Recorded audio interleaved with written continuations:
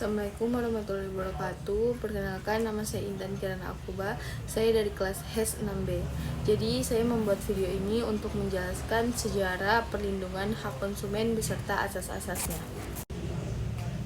Jadi perlindungan konsumen di Indonesia berkembang pesat setelah reformasi 1998. Sebelum tahun 1999, perlindungan konsumen masih terbatas dan lebih bergantung pada hukum perdata, seperti dalam Kitab Undang-Undang Hukum Perdata (KUHP) dan Undang-Undang Nomor 5 Tahun 1984 tentang perindustrian, yang lebih fokus pada industri daripada konsumen.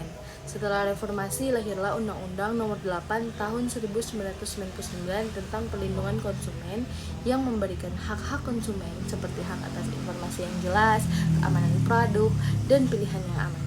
Undang-undang ini juga membentuk Badan Perlindungan Konsumen Nasional atau BPKN untuk mengawasi pelaksanaan perlindungan konsumen. Seiring waktu, lembaga seperti Yayasan Lembaga Konsumen Indonesia (YLKI) turut berperan dalam advokasi konsumen. Selain itu, regulasi seperti Undang-Undang Nomor 11 Tahun 2008 tentang Informasi dan Transaksi Elektronik atau ITE mendukung perlindungan konsumen di dunia digital.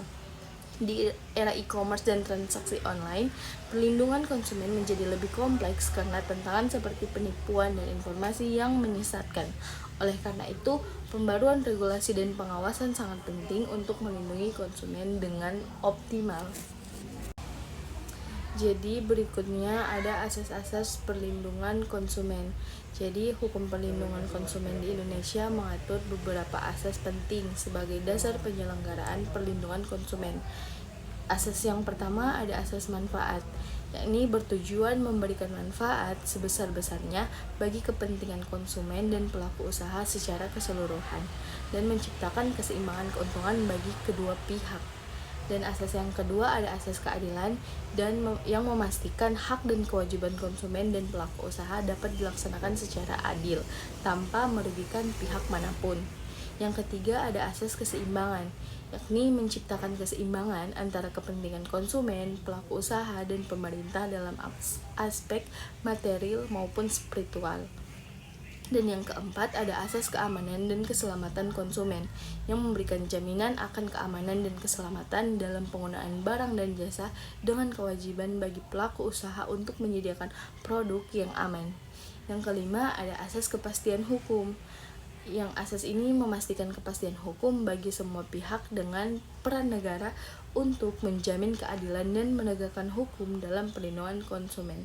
Jadi asas-asas ini bertujuan untuk menciptakan perlindungan yang adil, aman, dan seimbang bagi semua pihak yang terlibat.